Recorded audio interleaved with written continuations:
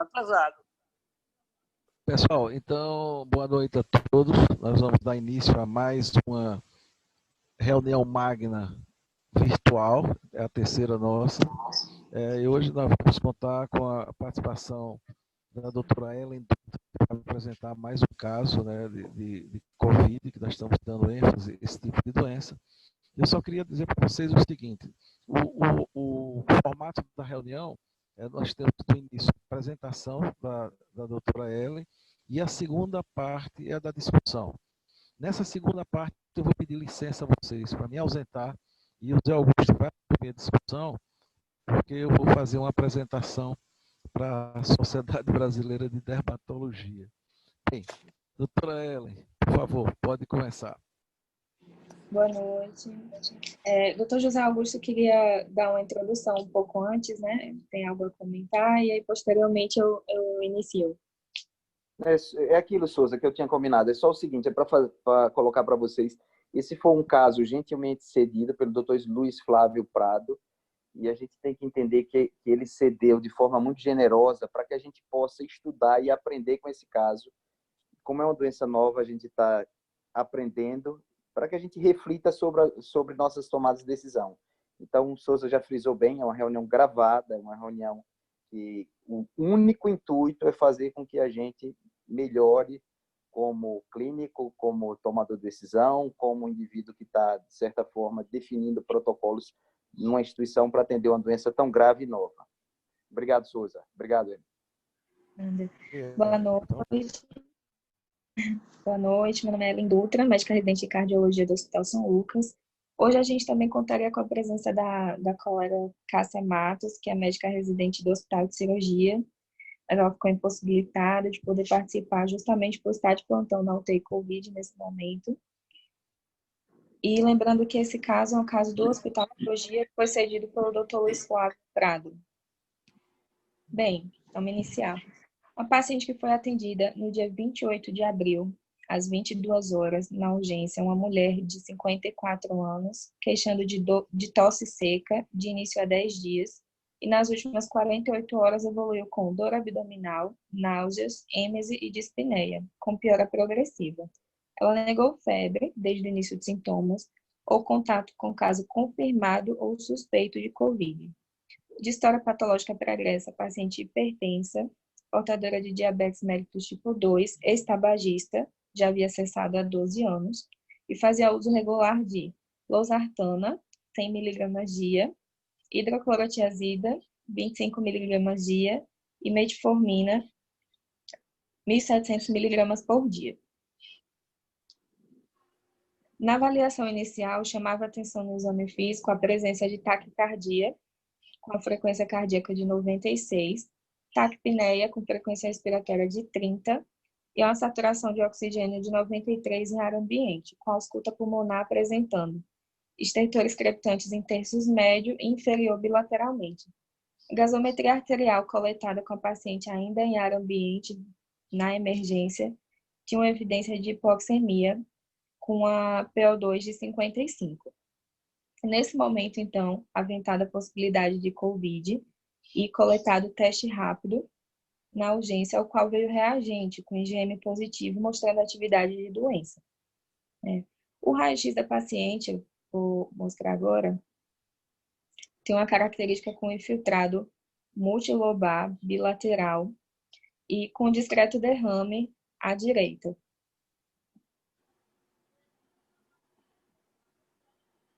Realizado, então, a tomografia de tórax, já tendo o diagnóstico de COVID pelo teste rápido. E aqui eu não consegui explanar o vídeo para vocês, tive um problema técnico, mas o que mostra na película, basicamente, é a presença de múltiplos focos bilaterais periféricos em vidro fosco, que acometia mais de 50% do parênquima pulmonar, consolidação com espessamento septal linear em terço inferior do pulmão esquerdo, e áreas de pavimentação em mosaico e derrame pleural bilateral. O eletrocardiograma da entrada, em ritmo sinusal, com a frequência cardíaca de 98, ele tinha uma evidência de sobrecarga de câmaras esquerdas, e aqui o intervalo QT, que é o fato a ser discutido, já se mostrava prolongado desde a admissão. E aqui eu mostrei para vocês, tanto pelo método de Rhodes, pelo método de Bazet, e a gente vê os resultados na descrição abaixo.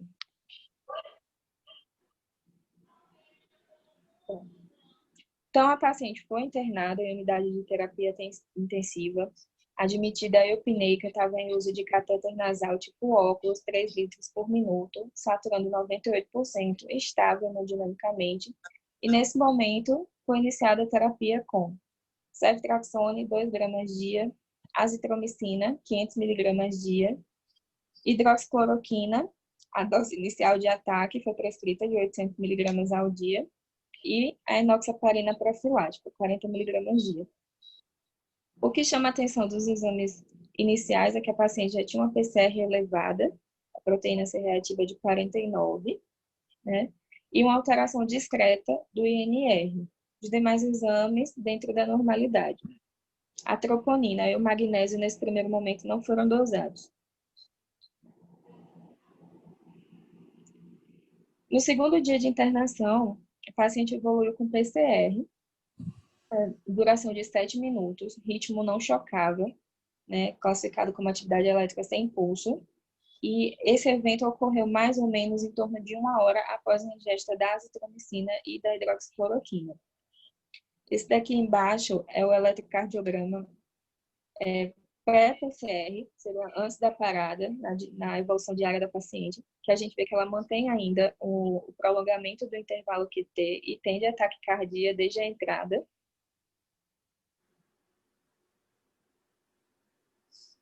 E aí, dado o evento da parada, qual a causa, né? Vale ressaltar que o médico que assistiu a paciente, o relato, olhando a gasometria, que na vigência da parada, a primeira coisa que a gente pensaria seria que a paciente parou por hipóxia. Só que a gasometria da paciente nesse momento era normal, não tinha evidência de hipoxemia. Então, quais seriam as possibilidades nesse primeiro momento? Não tinha distúrbio hidroeletrolítico conhecido, mas a paciente tinha feito uso de azitromicina e hidroxicloroquina, poderia ter sido induzido por droga, é uma possibilidade. E uma outra possibilidade que também não poderia ser descartada seria a síndrome coronariana aguda. E aqui, realizado o eletrocardiograma após PCR, o paciente retornou da PCR após 7 minutos, né? E o que a gente vê é que o primeiro eletro, a parte superior, e o segundo são do mesmo dia, após o intervalo de PCR, com um intervalo de 4 horas entre um eletro e o outro. E o que a gente consegue notar é que a paciente, desde a entrada, ela tem um intervalo QT muito variável, atingindo o pico máximo aqui 4 horas após a PCR, com intervalo estimado pelo Rhodes de 555 milissegundos.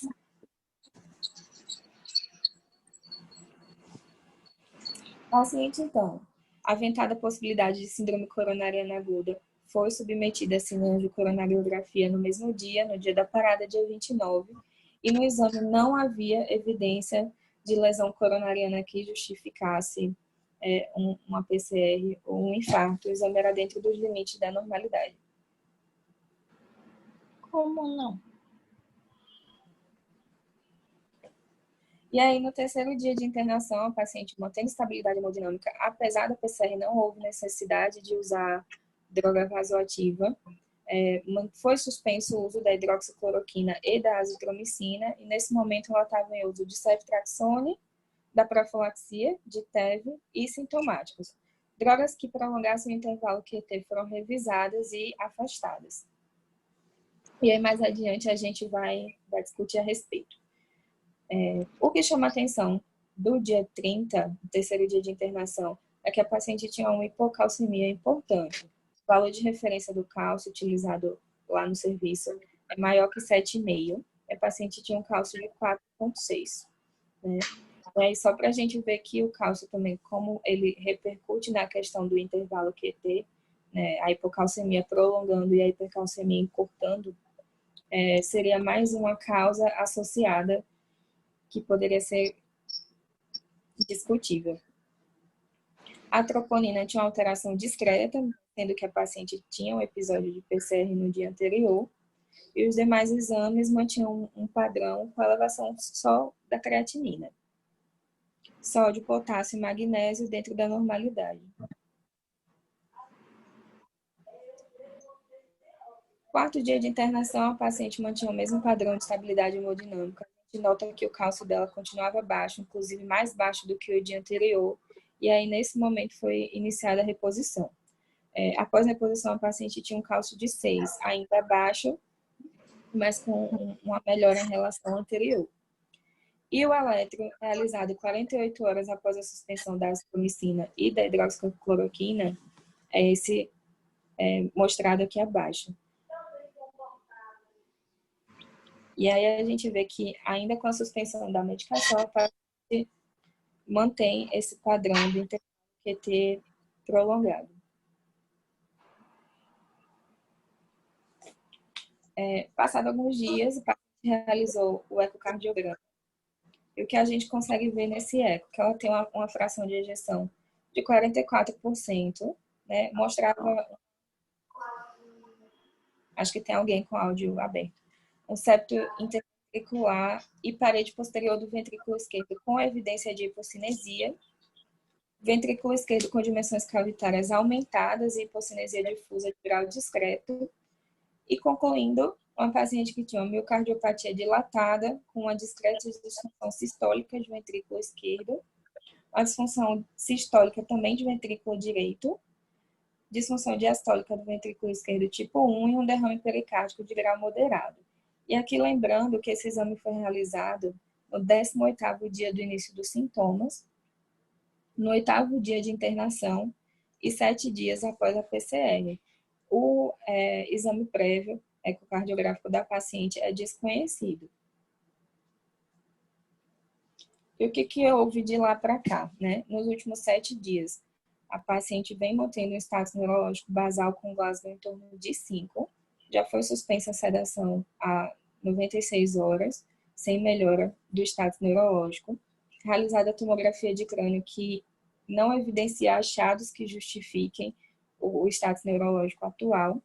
Os exames laboratoriais, apenas a hipocalcemia se mantém e uma anemia discreta, os demais dentro da normalidade. E o eletro de hoje dessa paciente, que inclusive eu recebi, que também tem um intervalo prolongado com a 480 milissegundos pelo Rhodes e uma frequência cardíaca de 98. A paciente foi traqueostomizada e está em desmame ventilatório prolongado com dificuldade de proceder ao desmame. Então, só para a gente simplificar, o que a gente sabe a respeito do prolongamento do intervalo QT no COVID até o momento? Primeiro, só lembrando como que a gente calcula. Aqui embaixo dos elétrons eu usei o método de Bazet e o método de Rhodes. E quando que a gente considera normal, né? Em homens, o intervalo menor ou igual a 440 milissegundos e em mulheres, o intervalo menor ou igual a 460 milissegundos. E esses dois métodos aqui, entre si, eles têm uma discreta variabilidade no resultado. Então, sobre os fatores de riscos que a gente pode considerar para o prolongamento de QT, eu destaquei alguns que podem ser atribuídos à paciente do caso relatado, né? A paciente do sexo feminino, que tinha como distúrbio eletrolítico a hipocalcemia, fez uso de medicações que podem prolongar o QT, e aqui eu coloco a referência do site onde a gente pode ter um aparato melhor, que nos ajude na escolha das drogas que a gente pode fazer uso. Talvez essa paciente possa também ter uma síndrome do QT longo congênito de causa desconhecida, né, que ela mesma não soubesse. O diabetes mellitus, a qual já era portadora, e a gente vê que ela tem um alargamento do QT, o pico máximo 4 horas após a PCR. E a PCR também seria uma causa para aumentar esse intervalo. E a Kitts-Dale, em 2013, né, montou essa tabela, um score, para que pudesse ajudar de forma que a gente conseguisse predizer o risco do prolongamento do intervalo QT relacionado ao uso de medicamentos. E aí ele classifica os pacientes em baixo risco, risco intermediário e alto risco. Se a paciente do caso, né, analisada pela tabela, colocada no score, seria uma paciente que ganharia 9 pontos e teria um risco intermediário. E aqui algumas medicações que a gente usa comumente no dia a dia e que muitas vezes a gente sequer tem esse conhecimento de que pode contribuir a alterar o intervalo QT até predispor arritmias. Então, medicamentos que a gente usa frequentemente, como ondansetron, ibromoprida e até mesmo tramal, que na prática clínica são usados quase que diariamente e podem ser aí adjuvantes nesses desfechos, né? E qual que é o mecanismo de ação dessas drogas que a gente está questionando? Bom, a hidroxicloroquina, a gente já sabe que ela interfere também na glicosilação da ECA2 e visa justamente reduzir a ligação entre as proteínas spike do vírus e as proteínas da célula do hospedeiro, né? E a via de ação delas, ela é estruturalmente semelhante à quinidina, né, os antimaláricos. E elas prolongam o intervalo QT, bloqueando a ação do canal de potássio. E aí a gente tem esses canais específicos. E qual o tempo de pico de ação dessa droga? É em torno de 1 a 2 horas. E o tempo de meia-vida em torno de 72 a 120 horas. Lembrando que a hidroxicloroquina e a cloroquina, elas fazem dose de depósito e elas podem ser encontradas a nível cérebro-plasmático em até mais de 20 dias após administradas. Então, é uma droga que tem um tempo de meia-vida muito variável. E aqui a gente reportando que esse paciente em questão seriam pacientes saudáveis. Os pacientes que a gente recebe são pacientes ainda muito estáveis. Então, não dá para predizer o tanto que essa droga vai ficar no organismo. E em relação à azitromicina, a via de ação dela basicamente tem como objetivo inibir a síntese proteica bacteriana, né? O tempo de pico é de 1 a 3 horas e o tempo de meia-vida em torno de 72 horas. Então, são drogas que têm um tempo de meia-vida um pouco longo. E aqui alguns estudos recentes nessa série de casos da pandemia, em que a gente tem produzido muito em busca de informação. Esse primeiro estudo é um coorte realizado em Lyon, na França. É um N de 40 pacientes, a idade média de 68 anos. E aí, como que foi classificado? Desses pacientes, desses 40, 18 pacientes usaram hidroxicloroquina associado com azitromicina e outros 22 usaram hidroxicloroquina isoladamente, né? E aí, o que a gente pode ver até aqui na tabela, eu destaco no quadro em azul, que esses pacientes têm uma variabilidade do prolongamento do intervalo QT, com associação ou com uso sozinha. E aqui tem a porcentagem do lado, como vocês podem ver. O que a gente conclui? É que 43% dos pacientes que usaram hidroxicloroquina com ou sem associação tiveram prolongamento do intervalo QT em 2 a 5 dias. E aqui no outro estudo, esse daqui é um coorte de um hospital de Boston, com 90 pacientes, e o que a gente, desses 90, 53 receberam o uso de hidroxicloroquina com azitromicina, os outros 37 o uso de hidroxicloroquina isolado. E aqui o que a gente também pode ver o gráfico da direita, o B, o uso da associação, e o gráfico A, o da esquerda, o uso da hidroxicloroquina isolado.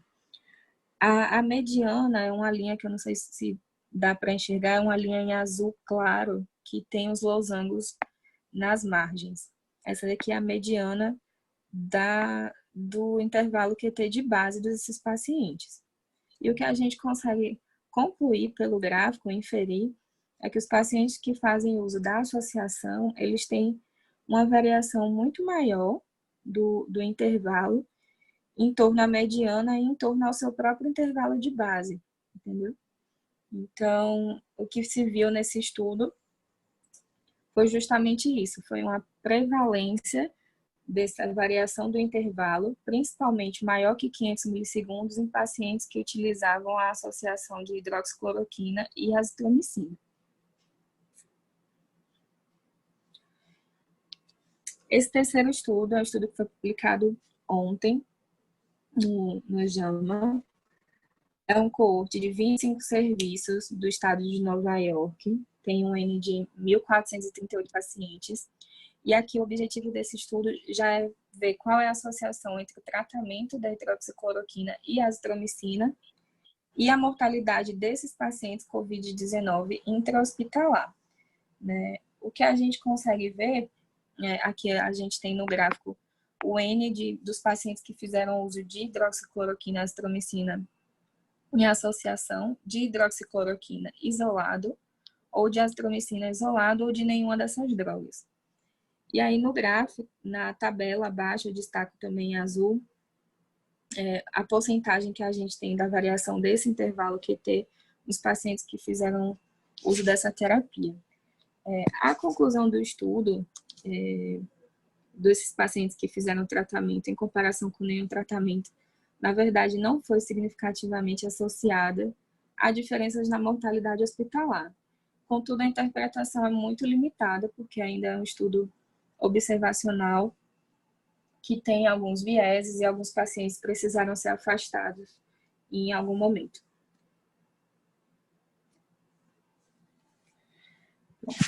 E aí, diante dessa grande dúvida, desses questionamentos diários entre usar a terapia ou não usar a terapia, enquanto não se sabe a cura da doença, alguns protocolos foram propostos, né? Esse daqui é um desenho do protocolo utilizado pelo INCOR para monitoramento do intervalo QT durante o tratamento com hidroxicloroquina e azitromicina. E aí eles separam os pacientes em 4 grupos. Esses pacientes eles são categorizados de acordo com a interpretação do eletrocardiograma de entrada. E aí esses grupos aqui atribuídos no quadradinho da margem superior direita, né? Sendo que os pacientes em verde, que seriam aqueles que têm um intervalo menor que 450 milissegundos, teriam uso liberado e no segundo dia deveriam ser feito um novo eletro para comparar com o eletro inicial. Os pacientes em azul seriam aqueles que transitam entre o intervalo de 450 a 470 e que a gente teria que ter uma cautela no uso, mas também repetiria o eletro com 48 horas do eletro inicial. Os pacientes em laranja, que seriam esses pacientes que, na verdade, deveriam ter um uso mais restrito, ainda assim, eles pedem para acompanhar por telemetria, caso não seja necessário, repetiria também no segundo dia e no quarto dia. Os pacientes em vermelho, que são aqueles com intervalo maior que 500 milissegundos, deveriam ter uso desaconselhado. E aí a questão de pesar risco-benefício de como deve ser feito. E esses pacientes deveriam ter acompanhamento diário do eletrocardiograma. Lembrando que a dosagem de eletrólitos deve ser analisada e quaisquer alterações hidroeletrolíticas devem ser corrigidas. Esse daqui já é um guia muito semelhante ao anterior, não vou me atentar. É o guia que é utilizado pela Rede DOR, é uma adaptação do guia semelhante. E aqui eles definem os pacientes, na verdade, em 3 grupos, mas objetivamente a análise é muito parecida com a análise anterior. E aqui eu dou um destaque para uma questão que não é muito evidenciada, mas que é muito importante, que é justamente a questão das canalopatias, né? A própria CIS, né, essa questão inflamatória, a tempestade inflamatória provocada pela doença, pela COVID, a gente observa que esses pacientes fazem concentrações muito altas de citocina e que isso mesmo pode estar relacionado à injúria do sistema cardiovascular. E a gente tem várias alterações que podem ser ocorridas. E aí uma outra questão é que as próprias manifestações da doença, como a febre, né, pode revelar casos de canalopatias cardíacas. E aí desencadear o que a gente já conhece como síndrome de Brugada, intervalo, o síndrome do QT longo e a taquicardia ventricular catecolinérgica. Então, o status inflamatório também, por si só, já seria uma causa para essa complicação. E isso aqui é uma coisa que é pouco comentada, mas que merece uma atenção, porque muitas vezes esses pacientes não têm manifestações prévias e na vigência da doença começa a ter manifestações sem que a gente consiga associar uma causa conhecida. Concluindo, né, apesar de alguns estudos in vitro mostrarem a eficácia da hidroxicloroquina em relação à questão da entrada do mecanismo viral na célula, e até tem estudo inicial da China que sugeriu o benefício do uso em pacientes que mostrou realmente redução na gravidade da pneumonia e do tempo de hospitalização, mas é algo ainda muito novo e diante dessa escassez de evidências de benefícios e riscos, eu acho que cada caso deve ser avaliado ponderadamente e a escolha da terapia deve ser individualizada. E é isso. Obrigada. Muito bem. Augusto, Souza, está aí? Você está aí ainda? Beleza, então. Estou saindo, Zé Augusto. Por favor, assuma. Souza, boa sorte lá, boa aula. Ótimo. Obrigado. Okay. Pronto, abriu o microfone. Ellen, muito bem. Eu acho que foi. Boa noite. Foi muito. Obrigada. Tem como colocar o primeiro eletrocardiograma, por gentileza? Da chegada.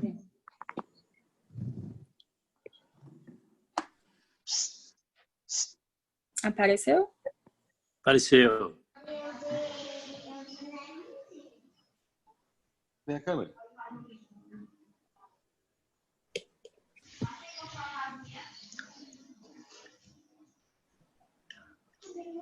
E aí, Alexandre?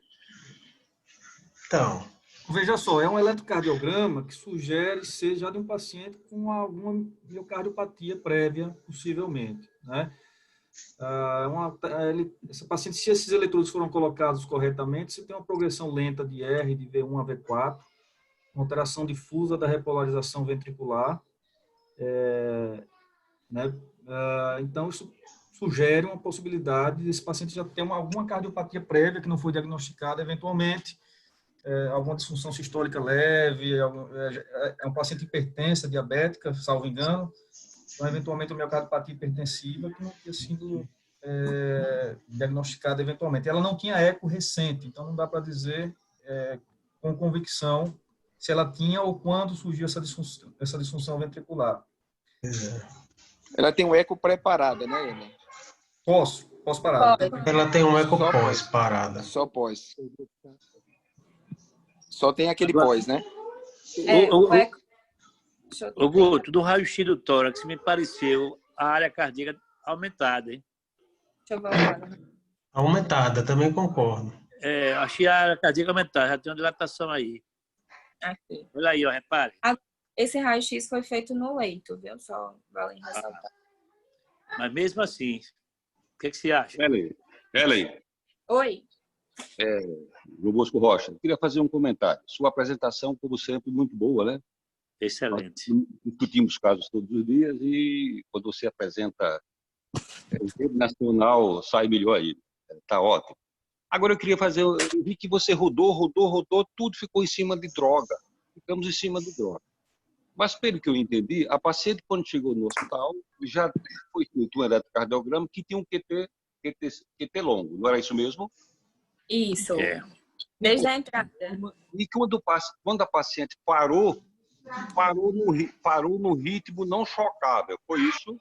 Isso, em AESP. Isso são dois dados extremamente importantes. Nós ficamos rodando em cima de droga, falando de efeito bom ou ruim, mas a paciente já tinha um QTC longo e a paciente, quando parou, não parou num ritmo chocável. É uma coisa estranha.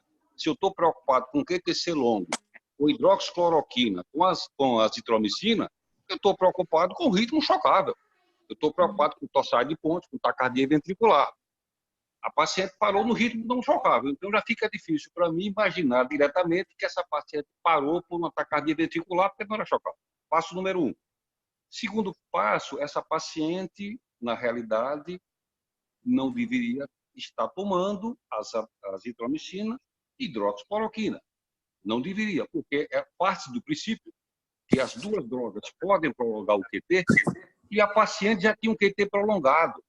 Isso. Embora não possa imputar que foi por causa do QT, porque foi um ritmo não chocável, mas tem um QT prolongado. O American Heart Association, a Heart Rhythm Society e o American College fizeram recentemente, tem uns 15 dias ou mais, aqueles pacientes que estavam usando hidroxicloroquina e azitromicina, quais seriam os cuidados que nós deveríamos tomar. E nós deveríamos saber disso. Pacientes com QTC de 500 milissegundos ou maior não deve utilizar. Pacientes que já têm QTC longo de nascença não deve utilizar. Paciente que vem usando outras drogas que aumentam o QTC não deve utilizar. Pacientes devem ser mantidos com potássio acima de 4,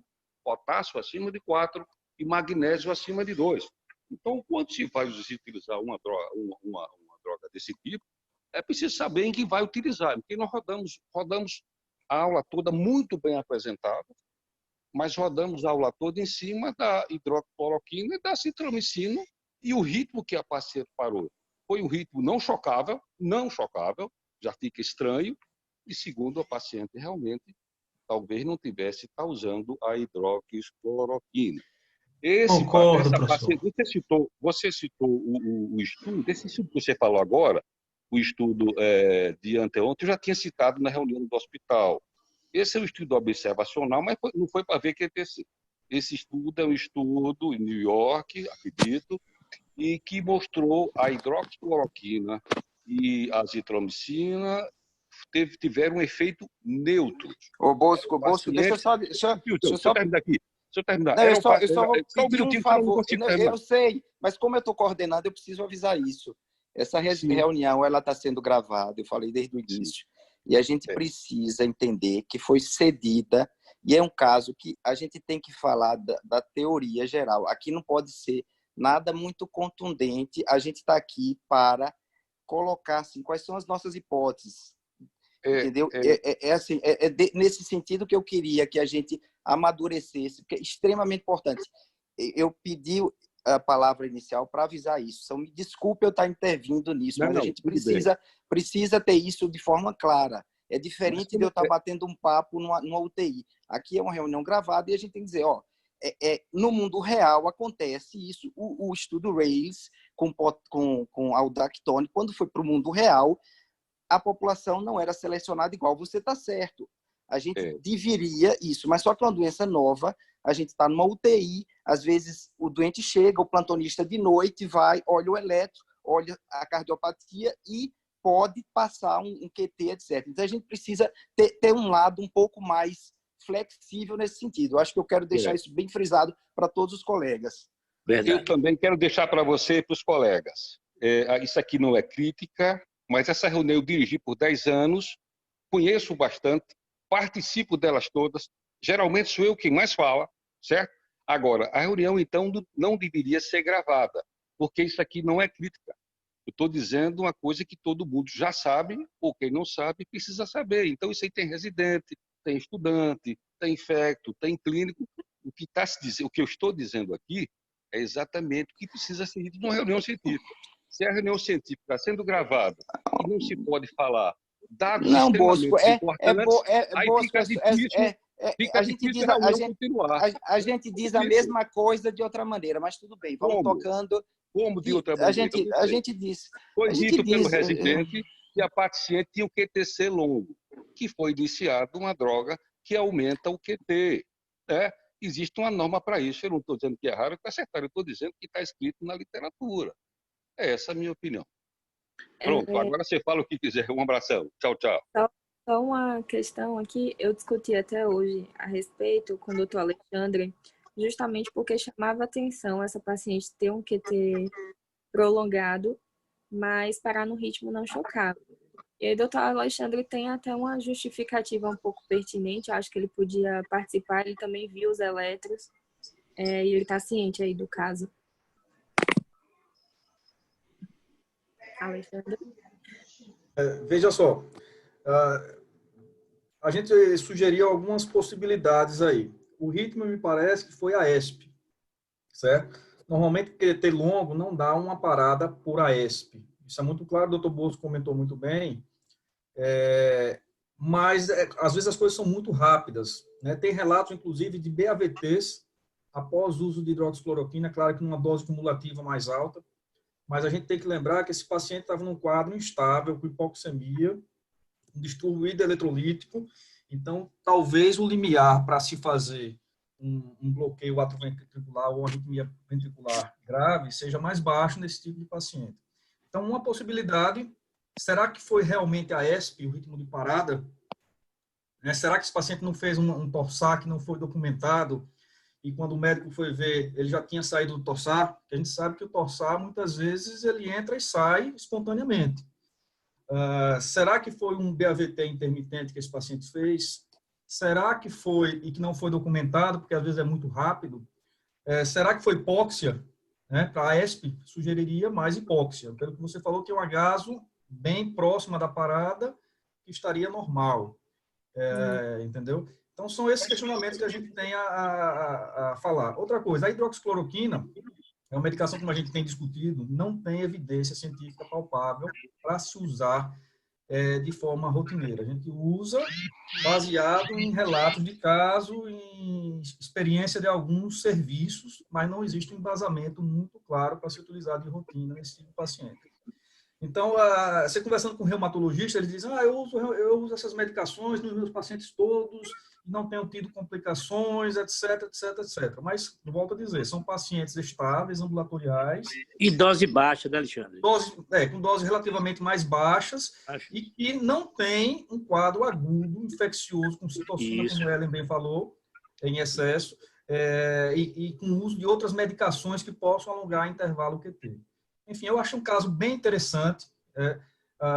Eu suspeito que a parada aí possivelmente não tenha sido por torsar. Ellen, qual é a possibilidade de a gente não ter presenciado, não ter flagrado o evento arrítmico da parada? Na monitorização, né?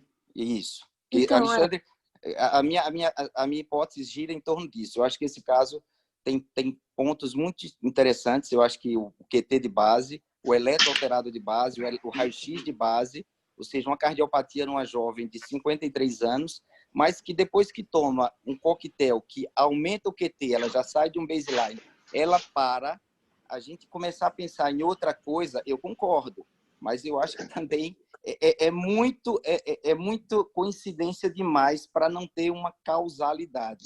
Então, mas, Augusto, posso falar uma? Pode, lógico. Só fazer alguns comentários. Realmente tem muita coisa que eu não entendi nesse caso. Caso muito legal.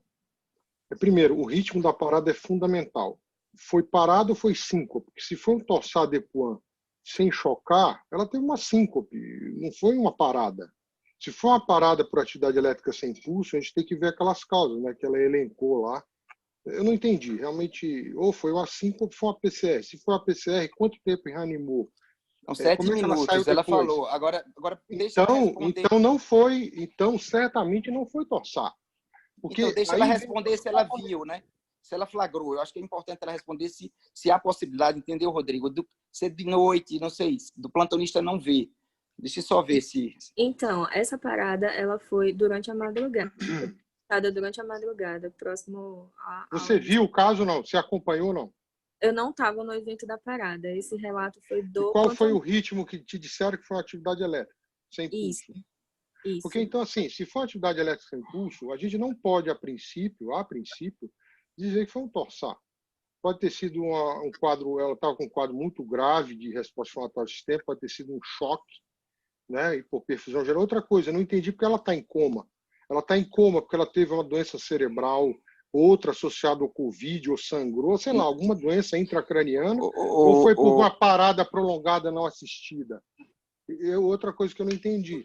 O Rodrigo e o pessoal, veja, um tossade que não foi visualizado, ele não pode degenerar para uma sistolia?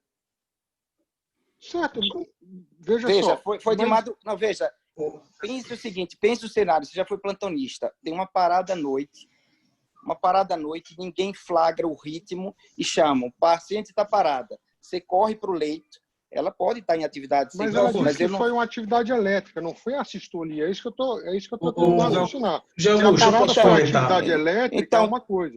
Não, então tem... Está confuso, porque tem esse traçado aí. A gente começa a conversa, começa a devagar, porque você não tem informação. Se você não tem uma informação precisa, você vai devagar para um universo sem fim. Outra coisa que eu queria entender... Foi a sistolia ou a atividade ou tinha ritmo? Em Ellen. Augusto, eu posso fazer um comentário? Pode. Só concluir aqui, Fábio, só rapidinho, só concluir esse raciocínio. Então, assim, o ritmo da parada é fundamental para entender a parada. Senão a gente vai ficar falando de hipótese o dia inteiro e ninguém vai ter razão. Outro aspecto, o cálcio dela, esse 4 de 4,6, eu não sei se é cálcio único ou total. Se for total, tinha que ter albumina para a gente corrigir. E se for 4,6 iônico, eu não sei qual é o valor de referência, se é para o iônico. Pelo que ela colocou lá, acho que era 7, se for iônico, tudo bem, não sei. Mas se for total, sem albumina, a gente perde um pouco o parâmetro. Outro comentário, eu não sei porque ela está em coma, eu queria entender porque ela está em coma, eu não entendi. E, por fim, ela já tem ela tem um QT de base alongado. Aí a gente pode discutir até a causa, que pode ter sido uma hipocalcemia, será que ela tem hipoparatiroidismo, será que ela tem uma deficiência grave de vitamina D, sei lá o que aconteceu, para ela ter uma hipocalcemia e que alongou o QT. É outra pergunta que eu não consegui entender. Bom, eu volto ao raciocínio aqui de Dr. Bosco, concordo com ele. O que eu acho interessante nesse caso é o seguinte, o ritmo flagrado foi a ESP, mas pode ser, na verdade, um ritmo flagrado após um tossales, tá? Muitas vezes, realmente, o paciente pode fazer tossale e depois evoluir com bradiarritmias pós-taquiarritmia ventricular. Na verdade, dentro desse caso aí, eu achei realmente bem equivocada não estou julgando, lógico, a conduta inicial, mas eu não introduziria drogas com possibilidade proarrítmica relacionada a intervalo QT prolongado com QT corrigido de 511 milissegundos na admissão. O paciente já estava com hipóxia, hipocalemia, magnésio depois dosado estava um pouco baixo, ela tinha um estresse adrenérgico alto, né? O paciente entrando numa admissão hospitalar, febre em fase aguda, né, de infecção.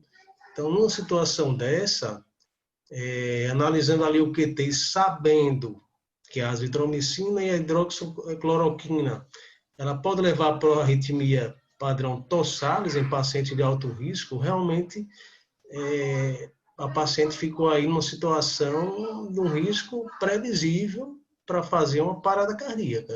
Ô, Fábio, só queria saber que a Ellen dissesse por que a paciente está em coma. Eu queria entender. Eu acho que deve ter tido uma parada prolongada, viu, Rodrigo? Não, mas não pode. Mas veja, ela foi assistida, Laurão. Foi uma parada assistida, não foi uma parada extra-hospitalar. Veja só, uma parada hoje dentro do hospital assistida, a chance de sequela cerebral, ainda mais com a atividade elétrica sem pulso. Não, mas é para você responder. Não, mas, experiência própria. Eu já trabalhei já dei plantões noturnos em hospitais assim, no SUS e tal. A enfermagem chama o médico quando o paciente está geralmente apagado e tal. Provavelmente é um estado pós-parada, a princípio prolongado. Não, então a história é essa. Não, mas aí é isso que eu acho que precisa ficar claro. Provavelmente, se isso aconteceu, a paciente ficou um longo tempo desassistida, que pode acontecer, para a gente poder entender o caso. A gente pegamos um caso, fomos avisados, a gente não sabe quanto tempo ela está em parada. Isso é informação crítica para entender o caso. Isso, outra opinião. É importante isso. Rodrigo e Fábio. Veja, outra opinião. Rodrigo Augusto, só terminando. Em paciente ambulatorial, sem outros fatores de alto risco, com esse QT basal corrigido, eu não iniciaria nenhuma medicação, mesmo que estaria associada a risco de torsales, tipo sotalol, bromoprida, alguns anticonvulsivantes, não iniciaria. Imagina nessa paciente. Então, assim, realmente ela ficou numa situação de risco. O doutor Bosco comentou... Pessoal, deixa eu julgando, olha só, não estou julgando, pois todos lá, Luiz Flávio e tal, mas assim... Veja. Houve uma situação de risco iminente, realmente. Veja, pessoal, eu acho assim, eu vou ter que defender, um ponto de vista, não é sobre a pessoa, é sobre a dinâmica da condução. Quando a gente pede um caso para discutir, a gente quer aprender sobre o caso. A gente tem que entender que num serviço de residência, num serviço de pessoas mais jovens, vocês são professores, vocês fazem arritmia, Bosco é um catedrático. Quando eu digo a questão da contundência, é o que a gente está vendo. Se pegar as minhas prescrições dos últimos 1000 doentes, vocês vão encontrar erro. E eu encontro erro em cada um de vocês. Ô, Zé Augusto, mas não é, a crítica não é nem nesse sentido, não. A crítica é para entender o caso, não é a crítica de como foi conduzido. Eu entendo, veja. Eu não estou julgando, não, Zé Augusto, mas assim, é só um alerta. Eu vou chegar só ao seguinte: o superuso, o subuso e o uso no lugar, no estudo Rayleigh, estudo fantástico, todo mundo sabe usar o Dactone. Quando se usou o Dactone no mundo real, se internou mais doente, se matou doente. Agora, deixa eu só colocar o seguinte. A gente está sem ter presenciado uma parada cardíaca. A gente sabe como é que é um plantão de madrugada no SUS, etc. Será que é coincidência? Eu acho que será que a gente não está buscando pelo em ovo? Uma paciente que já tem um QT de base alterado, toma o coquetel, tinha um cálcio baixo, toma um coquetel, tem uma parada. Será que não tem nada a ver com uma pró-arritmia? Eu fico às vezes pensando, será que não, a probabilidade maior, né, da gente não ter flagrado o ritmo e o AESP não ser do que não ter uma causalidade, pelo amor de Deus. Eu não Mas, Augusto, raciocina assim, eu acho que o AESP se ela entrou em atividade, se ela tem um torsade, mas ela não choca depois. O que vai chocar depois? Com a torsade de poucos segundos. Essa história, é por isso que eu falo, não é crítica ao Deus me livre, não é crítica à conduta médica. Qual é o mecanismo de morte do torsade? Torsade, a sistolia. O ritmo final é a sistolia. Só um pouquinho, Fábio, só um pouquinho. Só para concluir esse raciocínio. Lógico, a tendência final é uma praia de... Não, calma. Assim, se fizer um torsade, ela vai degenerar para a fibrilação ventricular. Vai para a sistolia. Esse é a história natural. Então, não pode ter o que eu estou dizendo aí é o seguinte, pelo que eu entendi, por isso que eu estou só... A questão central que eu acho é a história clínica, a documentação, que eu acho que isso é importante. O que foi feito, se houve uma falha, que todos nós podemos falhar. Agora, na hora de contar o caso precisa ter começo, meio e fim. Se ele não tiver essa sequência, você fica interpretando e elocubrando.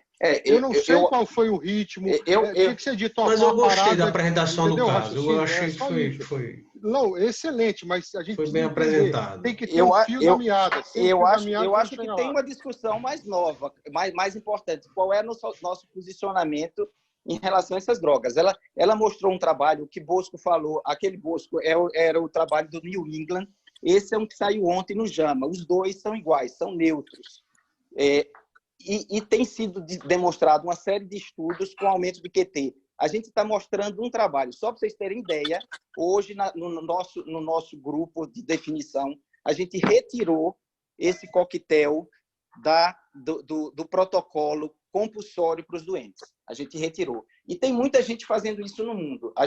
Se o paciente quiser usar, vai ser decisão compartilhada. A gente não tem, baseado na melhor ciência de que os resultados são neutros, e frente a esses riscos que têm aparecido, a tempestade perfeita, hipoxemia, distúrbio hidroeletrolítico, isquemia, infarto, miocardite, a gente vai tirou cloroquina. Eu tenho uma visão diferente. Você pode tirar porque você está inseguro, é justo. Eu não tenho evidência. Agora, que é inseguro, não é inseguro. Os trabalhos estão aí mostrando. A questão é que essa paciente era de alto risco, Rodrigo. Peraí, isso é outro caso. Não, essa mulher tinha um QT a mais de 500. Você não vai dar para ela. Não, o caso, sim, eu estou dizendo do protocolo, Fábio. Esse caso não tem que usar. Agora, para isso é que se tem um protocolo. Esse protocolo está bem definido. Para quem você deve dar, como monitorizar. Porque se precisar dar, vai fazer o quê? Vai deixar de dar? Você tem que saber como fazer para dar. Posso falar aqui uma coisa rapidinho? Entendeu? Veja só. Fala aí, Alexandre. Veja só. é difícil você... vamos nos colocar no lugar do plantonista, né? Paciente com Covid, o médico foi chamado de madrugada, eu não sei se o médico estava devidamente paramentado, apostos... Alexandre, eu acho que isso aí é outra história, isso precisa ser contado, é melhor... Não pode, mas... Deixa eu concluir, só um momentinho, deixa eu concluir. Eu sei, é só porque é o seguinte, ó, quando vai contar uma história, precisa estar claro isso, porque se não ficar claro, você começa a fazer isso aí, cada um começa a dizer uma hipótese, porque a história não ficou clara. É igual um inquérito policial, um inquérito judicial, você não pode chegar no tribunal e dizer que eu acho que... Não, tem que ter uma história, precisa ter sentido. Porque senão a gente fica falando de hipótese. Deixa eu só concluir aqui meu raciocínio. O médico foi chamado de madrugada, né, num horário provavelmente que a enfermagem estava em repouso. Ninguém sabe se foi chamado imediatamente. Provavelmente pós-parada, Alexandre. Experiência própria. Viu? Exatamente. Ninguém sabe se o médico estava devidamente paramentado, porque se não estava, ele vai ter que se paramentar para entrar no leito, para ver o monitor. Documentar uma parada, numa situação dessa, no paciente Covid, você fazer um eletrocardiograma é uma coisa muito, muito difícil, na minha concepção. Entendeu? Então, é muito difícil. Então, numa parada, o médico começa a massagear, ele vai dizer, puxa, provavelmente não viram, não. Não viram Torsales, não. Eu acho que foi uma ESP. Provavelmente ele não deve falar com muita convicção. Ele deve dizer, eu acho que foi uma ESP. Ele vai começar a massagear o paciente e vai dizer, olha, o ritmo... Entendeu? Mas sem uma convicção muito grande. Então, eu não descarto a possibilidade desse paciente ter tido uma torsar que não foi... Alexandre, esse paciente pode ter tido qualquer coisa. Hoje eu penso, nesse caso, eu vejo assim. Então, por isso que eu estou dizendo, pode ter qualquer coisa e ninguém vai ter razão. Por quê? Porque está faltando uma peça no quebra-cabeça. É melhor na história dizer... Está faltando um registro, o paciente foi atendido, uma parada cardíaca. Nós não sabemos quanto tempo ele estava em parada. O ritmo era um ritmo que tinha... Não era taquicárdico, não era bradicárdico, alguma coisa assim para te guiar. Ora, era uma atividade elétrica, não estava TAC, nem estava brad. A gente não sabe quanto tempo aconteceu, isso tem que estar na história clínica. Até porque justifica o paciente estar depois em coma. Entendeu? Porque senão eu posso pensar depois que ele foi bem assistido e depois teve um problema. Pois é, mas eu preciso ter certeza da história. Porque senão a gente começa a imaginar 1 milhão de coisas, só isso. Poxa, mas o Rodrigo, muitas vezes a gente tem que decifrar uma história sem ter todos os dados. Eu concordo, mas precisa ser contada. Mas precisa ser contada. Mas veja, Augusto, a história tem que ser contada. Ela não pode tirar um pedaço da história. Eu só acho que a gente não imputar. Só fazer um comentário bem breve aqui. Ela tem 4 motivos para ter uma consequência do QT. Ela já tinha um QT de base, ela tomou coquetel e tinha cálcio baixo. Se eu tem outra causa aí, José Augusto. Tem outra coisa aí. Diga, ela estava em ambiente, quer dizer, estava sem ventilação, não estava hipoxêmica, né? Segundo o relato da Gaso antes. Então, o status adrenérgico também, Zé Augusto. Então altíssimo risco. Eu vou dizer, isso continua uma hipótese grosseira, no meu entendimento. Não dá para... Você pode imaginar. Imaginar, mas não tem evidência. Mas não pode, Zé Augusto, na história clínica... Me dê uma melhor, se você der uma melhor. Vou te dar a melhor. Na história clínica, a médica, a doutora Ellie, disse que a paciente parou em AESP. Ponto. Eu prefiro acreditar. Se ela disse isso... Zé Augusto, posso fazer só um questionamento aqui a Rodrigo? Rodrigo, outros colegas aí, olha só, um paciente ambulatorial com QT de 511 milissegundos corrigido, sem qualquer outro fator de alto risco para Torsales, você iniciaria essa medicação? Ou alguma medicação pró-arrítmica? Mas aí, Fábio, aí é outra história. Eu não sabe que ela tem uma contraindicação. Então me dê uma hipótese melhor. Por que ela parou? Eu não iniciaria. Imagina um paciente que tem alto risco. As causas de AESP, eu diria que todas as causas de atividade elétrica sem pulso podem contribuir para essa mulher. Ellen, você quer falar, Ellen? Eu queria falar um pouquinho, se tivesse um espaço aí, eu queria falar um pouquinho. Fala aí, Marcelo. Ô, Marcelo, falei.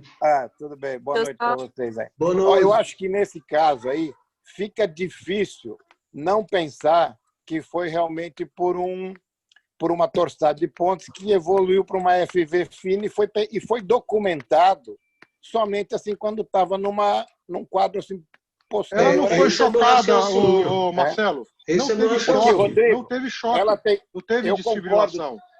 não, mas não foi documentado. Não Esse foi é do documentado. Não, o que ela Porque disse foi a gente- atividade se a gente for elétrica sempre analisar em ritmo o não que chocável. levou- Isso é que está na história. Então, o que levou essa paciente a uma parada cardiovascular? Já foi revisado, ela tem um derrame pericárdico, mas é discreto, moderado, não justifica que ela tenha assim tamponado. Ela não fez uma hipóxia severa, ela não obstruiu o tubo, nada disso. Agora, ela tinha de base, como todo mundo já discutiu aí, bem claro, que ela tinha um QT longo de base. Pois é, esse Isso é o daí ponto. isso já limitaria, ou pelo menos, se você fosse discutir o uso do QT, você tinha que ter um critério muito grande. Né? Mas o eletro já mostrava que ela tinha uma provável cardiopatia, um ST alterado, um QT muito prolongado. Marcelo, 511. isso é uma verdadeira hipótese que você jamais pode Não. provar. Isso não está nos autos. Não. Eu diria assim, se fosse um processo, isso não está nos autos. O que Entendeu? não tá Ela nos tem autos, uma evidência, mas não o está. que Ela tá parou nos em autos é AS, que que ela é isso teve que uma não era um parada. ritmo não chocável. Olha, pessoal, deixa eu só o que dizer o está seguinte. nos autos, Rodrigo, é que ela teve uma parada. Isso está nos autos. Está nos Ela autos, teve uma mas foi parada. atividade E a gente elétrica, tem sabe- e a pulso, gente ritmo sabe- não chocável. Rodrigo, que um paciente com QT longo pode levar uma FV que pode levar a uma atividade elétrica sem pulso. Você só não tem aí cronologicamente, Pois é. e aí eu concordo com o que Zé Augusto falou, é muito difícil você ter uma história cronológica, minuto a minuto. Não dá. Rodrigo, Outra deixa eu coisa, só dizer uma coisa. o Rodrigo, torsado geralmente vem com O que a gente bradiarritmia. tem são as evidências. O que a gente tem são as evidências. O Rodrigo, que eu queria discutir um pouquinho com o Zé Augusto é o seguinte, eu não acho que para esse caso, baseado nesse caso, o São Lucas deveria rever a posição dele, ou baseado nas histórias, deveria rever a posição da associação da hidroxicloroquina com a azitromicina. Porque todos os estudos que mostraram não efeito benéfico, um efeito similar, mostrou justamente nessa fase que o paciente está, onde o paciente já tem um estado inflamatório. Ele já está com uma hipoxemia, já chegou com PO2 de 50. Olha, se vocês me E derem... os resultados que têm se mostrado assim melhores é quando Quem quer você falar? usa a azitromicina Juliana. com a cloroquina, numa fase inicial, nos primeiros 5 dias da doença, onde você tem replicação viral, onde você tem infecção, você não tem inflamação. A gente Aí, fala Marcelo, isso já. tudo bem, isso é uma questão paralela. Eu concordo, eu acho que é por aí. Deixa Juliana falar. Juliana vai falar agora. Juliana. Oi, Marcelo. Oi, pode falar. Para falar sobre a UTI Covid, sobre a hidroxicloroquina, realmente esse caso, realmente a gente não pode se basear porque QT longo prévio, Exatamente. e tudo mais. Mas, em relação à hidroxicloroquina, o problema de você iniciar na fase inicial na fase inicial aonde? No hospital, em casa? Porque se 85% dos pacientes, pela estatística, são sintomáticos, eles vão evoluir bem Não, com a são naqueles casos que você vai pegar a fase inicial, não é para todo mundo. Certo, porque assim, todo paciente que vai... Quando você vai entrar com uma droga dessa, eu entendo que obrigatoriamente você tem que ter um eletrocardiograma. Com certeza. Você vai correr o risco de pegar um paciente desse Marcelo, tipo. Com certeza. Marcelo, isso já é norma você fazer o eletrocardiograma, não é fazer o para QT. iniciar Não, fora do mas eu estou hospital. falando É uma que se você usar numa No fase hospital. fora do hospital.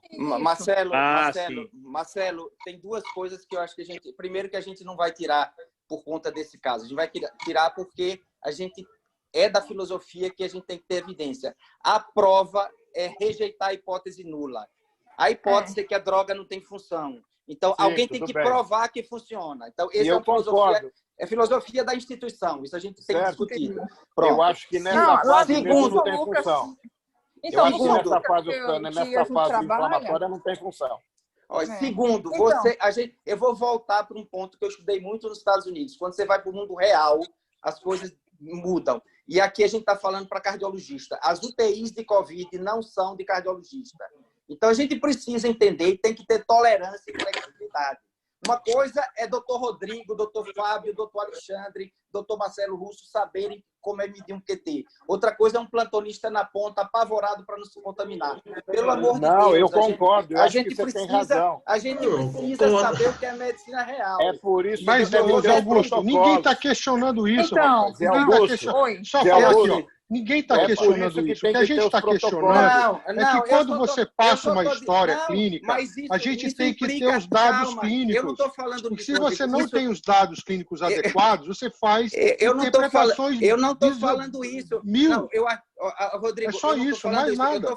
Eu estou falando que quando você implementa uma conduta, você tem que saber quem vai executar. Se o executante não é um cardio, a chance de passar o QT longo é maior. Mas vem cá, ninguém criticou a conduta, Zé Augusto. A gente está dizendo o seguinte: nós estamos discutindo uma coisa que é uma hipótese, mas que essa hipótese ela não se coaduna com a história. Só isso. É porque você se apegou numa você tem tromba de elefante, que é a cloroquina, você tem rabo de elefante, que é a azitromicina, você tem pé de elefante, que é o cálcio, e você tem a orelha do elefante, e você, só porque você se apegou numa descrição de AESP, você aí tem por exemplo, completamente primeiro, ela teve um AESP. Segundo, não teve um ritmo chocável. Por que não foi chocado? Eu não acredito, eu não acredito nessa documentação. Eu acho que essa documentação, na hora... Zé Augusto, não dá, cara. Pessoal, isso é uma hipótese. Zé Augusto, esse caso, eu concordo com Zé Augusto, rapidinho. Eu concordo com o Zé Augusto. Esse caso, eu acho que ele desnuda assim, a realidade do que a gente tem no sistema de saúde. A dificuldade de fazer um eco prévio, muitas vezes até de fazer um eletro prévio, a dificuldade de registrar um ritmo de parada. Tudo isso é o que a gente vai ter no dia a dia aqui, entendeu? É o dia a dia do SUS. Eu acho que assim, é a realidade. Luiz Flávio. É o dia a dia do SUS. Aí eu quero fazer um comentário. Peraí. Eu queria fazer um comentário rapidinho sobre a questão todos esses pacientes têm esses riscos, entendeu? Uma coisa é você estar no hospital que tenha um protocolo bem definido com eletro, com eco, uma análise, como ele falou, com cardiologista de plantão, tudo para ver isso. Outra coisa é o dia a dia nas UTIs, vai ser isso. Vai ser exatamente o que vai ser isso. Assim, ninguém vai saber o que foi. Então, eu acho que tirar a cloroquina dos protocolos, eu acho perfeito. Eu acho que deveria ser tirado mesmo, como protocolo de rotina, por causa desses riscos que a gente está vendo aí nesse caso. Porque esse caso não vai ser o primeiro, não vai ser o último. Perfeito. Então, você pode ficar loucubrando, que mas teve isso, teve esse porém. Mas o que você vai ter na prática é isso. O paciente que vai entrar, vai chegar de noite usando cloroquina, no outro dia vai parecer parado e você não sabe o que aconteceu. Perfeito, perfeito. Sim, só não discordo em tirar ou não tirar a hidroxicloroquina, certo? Porque, como eu disse, é protocolo. Mas, assim, não acho uma justificativa plausível basear em retirar a cloroquina, baseado em não ter cardio na UTI. Eu falo pela nossa. A gente, na UTI Covid antiga, nossa, a única cardio era eu. Eu não era a única medicação. Não é só cardio, não, Juliana. São todas as medicações. Luiz, tem paciente sem eletro. Juliana, domingo, o paciente não fez eletro porque não tinha condições de fazer lá no UTI Covid. Não. Então, Luiz, a gente sabe não é só falta do cardio, não. Mundo real é fogo mesmo. Esses problemas, Luiz, esses problemas você sabe que você vai ter. Só que existem os protocolos. Se você não faz eletro, existem os protocolos. Mas se você faz, medir QT não é uma coisa inerente do cardiologista. Se tem um protocolo para iniciar a hidroxicloroquina, se existe esse protocolo, a primeira coisa que o protocolo fala em qualquer hospital, medir QT antes, fazer o eletro. Se o hospital não tem condições de fazer eletro, acabou, não faz mais. Deixa eu só colocar uma falha um pouco básica mesmo. Viu? Deixa eu só colocar um ponto que às vezes a gente não pensa quando está na operação. Prescrever cloroquina significa aumentar o número de eletros no UTI Covid. Aumentar o número de eletros, sem saber do efeito da droga, significa mais EPIs gastos e mais chance de contaminar. Então, até isso entra na contabilidade para decidir. Não obrigatoriamente, Zé Augusto. Não obrigatoriamente. Porque se você tiver um QT assim normal, você não vai ter que fazer eletro diário. Você vai fazer eletro Pois é, Marcelo. É isso que eu estou dizendo, um paciente diabético que Agora, a hipertensa, gente não pode pegar esse Pessoal, caso. só uma curiosidade. Você vê que o caso clínico, a gente não conseguiu discutir direito o não. caso clínico, porque falta a um gente- pedaço num retalho, retalhado. O Cara. que a gente Nós estamos pode discutindo aprender- outras coisas. Rodrigo, É ele bom, quer é falar, bom, eu vou falar, mas tá, o caso ficou casos são retalhado. assim, os casos no dia a dia são assim, a gente não Mas tem não, um caso. não, mas é isso que eu pessoal, defendo. Não tem pode, dia a Luiz. dia. Mas, Luiz, Não. então você tem que dizer assim na história, ó, eu diria assim, o paciente foi encontrado em parada cardíaca, não sabe quanto tempo e não sabemos o ritmo. Você não pode afirmar uma coisa... Ellen quer falar, Ellen. Peraí, Rodrigo. Aí eu concordo, Rodrigo. Rodrigo, deixa a Ellen falar, por favor. Ellen. Só esclarecendo, essa questão do ritmo, realmente, inclusive, pela minha experiência na sexta-feira, que eu também passei por um evento semelhante, e aí, realmente, a enfermagem vai identificar a parada, a gente não sabe qual é a hora da parada. Então, pode ser que o paciente tenha parado no ritmo, e quando a gente vai identificar, o paciente já tenha deteriorado para um outro ritmo. Existe um delay também entre a identificação da parada e até a ação na parada, porque a gente precisa se paramentar. Então, tudo isso leva um tempo. O tempo de realização da reanimação foi de 7 minutos. A paciente foi reanimada durante 7 minutos. O ritmo documentado pelo plantonista que assistiu a paciente durante esses 7 minutos desse evento, que foi a ESP. Não tenho como afirmar se de fato era, porque eu não presenciei, entendeu? Mas esse é o que está documentado em prontuário. Quando a Tinha gente pelo menos a frequência cardíaca. Qual é a frequência cardíaca durante a parada? Tinha isso, essa informação? Não tem relato. Pois é. Olha, pessoal, 7h10, a reunião foi fabulosa, espetacular, acho muito boa. Excelente, adorei também, João. Eu também acho que é muito boa, eu acho que serve, O- né? O Rodrigo vai ter que O dar uma Guto. outra hipótese. Diga, Lauro, você pode Guto. finalizar aí. Pode, fale. Guto, eu quero parabenizar Ellen, excelente apresentação. E olha, é sempre um aprendizado. Muito boa discussão. Isso Muito bem, sempre um doutor aprendizado. Lauro. Vou fazer um comentário aqui, até para tentar melhorar a dinâmica dessa reunião. Eu vi uma reunião recentemente, no Zoom, onde só quem tinha a palavra inicialmente era uma pessoa, um coordenador, e as pessoas levantavam as mãos quando quisessem falar. Correto. E o coordenador dava a palavra para essa pessoa, a ordem. Ô Duarte, eu estava como coordenador, você foi o primeiro a puxar a palavra, pô. Você jogou. Porra. Não, mas reclamando de quem, Zé Augusto, uma sugestão. Que o Alexandre, essa sugestão que você deu semana passada, retrasada, é muito boa. Todo mundo tinha que ter acesso ao caso antes, entendeu? Sim. E tinha que ter um revisor para ajudar nesses detalhes, assim. Porque Não, na hora eu de chegar revisei, aqui, eu a gente revisei vai esse discutir caso. só o caso propriamente. Depois todo mundo já tem acesso. Revisei esse caso todo. Isso, para mim, não foi um problema, porque eu acho que, para mim, eu interpreto de forma muito tranquila. Eu acho que o caso é esse.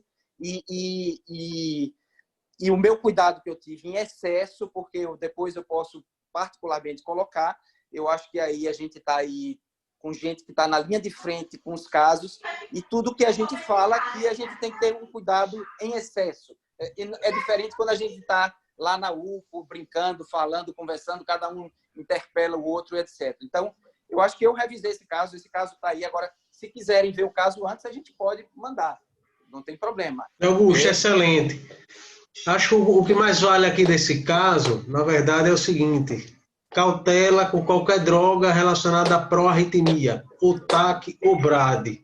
Se não tiver cautela, o paciente pode complicar. Em qualquer cenário. Veja, quem é que mede QT sistemático, fora os arritmologistas, o paciente tomando antidepressivo? Eu não meço. Posso confessar que eu não meço. E era para medir, está lá na lista de alto risco.